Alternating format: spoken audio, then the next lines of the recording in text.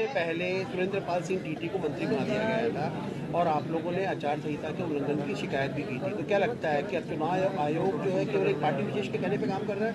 देश में जो संस्थाएं हैं, जो संवैधानिक संस्थाएं हैं, जिस निष्पक्षता से उनको काम करना चाहिए और पब्लिक के अंदर एक विश्वास पैदा होना चाहिए कि ये हमारी न्यायपालिका है, हमारा इलेक्शन कमीशन है, हमारी ब्यूरोक्रेसी है, हमारी जुडिशरी है, वो निष्पक्ष तरीके से काम कर रहे हैं, काम करते हुए दिखना भी चाहिए।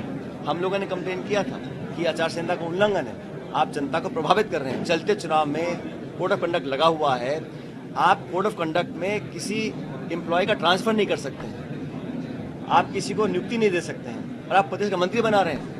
आज तक अभी हुआ नहीं है और हुआ, आयोग ने कुछ नहीं किया, जनता ने तो किया ना। तो अंतिम जो निर्णय है पब्लिक का है।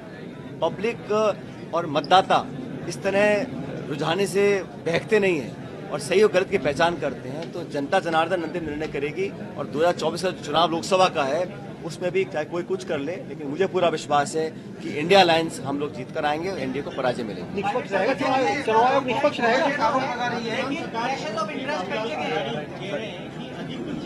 कौन?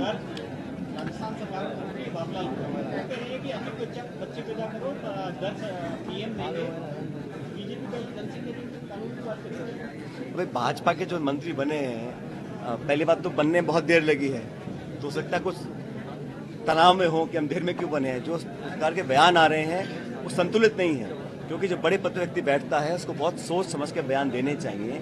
और अभी ऐसे बहुत से वाक्य सामने आए हैं जब बड़े बड़े पदों में बैठे लोगों के जबान फिसली है या गलत बात बोल गए हैं, उनको नियंत्रण रखना चाहिए। सरकार नई नई बनी है, अभी तो उनको बहुत कुछ करना बाकी है, लेकिन शुरुआत में जो दिक्कतें पैदा हो रही हैं, जो बंटवारे में और जैसा अब विभाग बांटे हैं, ये मुख्यमंत्री का विशेष अधिकार है किस मंत्री को क्या विभाग देना है। लेकिन हमारे जो भाजपा के वरिष्ठ नेता हैं, जिन्होंने 5 साल संघर्ष किया भाजपा के लिए, डॉक्टर किरोड़ी मीणा जी, उनको क्या लोग उम्मीद लगाए बैठे थे, उनको क्या बड़े पद मिलेंगे? पद भी नहीं दिया, जो मंत्रालय दिया वो भी काट छांट करके बहुत सीमित उनको कृषि मंत्रालय दिया है, उसमें जो बाकी डिपार्टमेंट्स नहीं दिए। तो इस प्रकार में जो ये निर्णय सरकार और बीजेपी का है, लेकिन बाहर से जो मैं दिखता है, जो मेहनत उन्होंने करी थी अपनी पार्टी के लिए, उनके साथ न्याय नहीं हुआ, ऐसा मैं मानता हूँ। सचिन जी, बीजेपी एक आरोप लगा रही है कि जब बीजेपी की सरकार थी, कांग्रेस ने नाम बदल दिए, अब वापस से बीजेपी की सरकार आ गई है, फिर कांग्रेस ने नाम बदल दिए, अब बीजेपी ने नाम बदले। बीजेपी की सरकार नाम बदलू सरकार है, इनको सिर्फ नाम बदलने से काम है। हम तो हमेशा कहते हैं आप अपनी लकीर लंबी खींचो, आप नई योजना बनाओ, नए प्रोग्राम लेकर आओ, नई स्कीम्स बनाओ। लेकिन जब पहले सरकार थी तब भी राजीव जी के नाम पे जो भवन बने थे उनका नाम बदल दिया, अब इंदिरा जी के नाम पे जो योजना उसका नाम बदल रहे हैं। नाम बदलने से कुछ नहीं होता। पब्लिक समझ रही है कि आप खुद नया काम नहीं कर रहे हैं, पुराने कामों को विस्तारित करें, उनको बढ़ाएं, कुछ कमियां उसको ठीक करें। लेकिन सिर्फ नाम परिवर्तन करने से मैसेज जाता है कि आप प्रतिशोध की राजनीति कर रहे हैं, नकारात्मक राजनीति कर रहे हैं, उसको लोग अप्रिशिएट नहीं करते। सचिन जी, राम मंदिर का सचिन जी क्या करें? सारे इंडिया अलायंस पार्टनर्स का प्राथमिक ऑब्जेक्टिव जो इंटरेस्ट है वो है कि हम एनडीए को पराजित करें।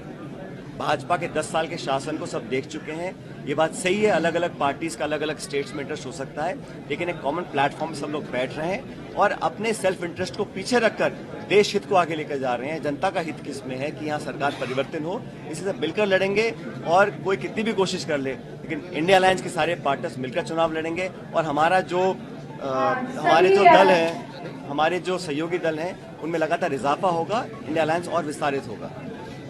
सचिन जी, मेरा एक लास्ट सवाल ये है कि जिस प्रकार से पोस्टर का दिखाया गया, जिसमें राम को छोटा और मोदी को बड़ा दिखाया गया, किनको?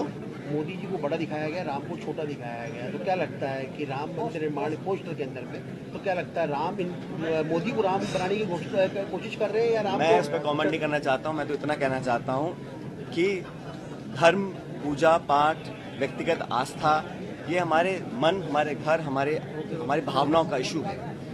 इस पर राजनीति करना और लगातार करते रहना, कहीं ना कहीं जनता भी इसको पसंद नहीं करेगी। इसलिए भाजपा की कोशिश हो सकती है कि इसको पॉलिटिसाइज किया जाए, लेकिन पब्लिक जानती है कि जो इलेक्टेड सरकारें होती हैं, उनका काम सेवा करने का है, जन कल्याण का है, नीति निर्माण का है, जन पब्लिक की सुविधा देने का काम है। आप धार्मिक भावनाओं पर ही राजनीति करते रहेंगे तो बहुत लंबा नहीं चलने वाला। सचिन जी, एक बीजेपी के सांसद ने कहा कि 2.5 दिन के झोपड़े को तोड़ दिया जाएगा, क्योंकि पहले वहाँ पर हिंदू संस्कृति और संस्कृत के वहाँ पर पाठशाला चलती थी। तो ये तस्वीर आप कैसे देखते हैं? मैंने नहीं सुना उस स्टेटमेंट। चलिए, थैंक यू।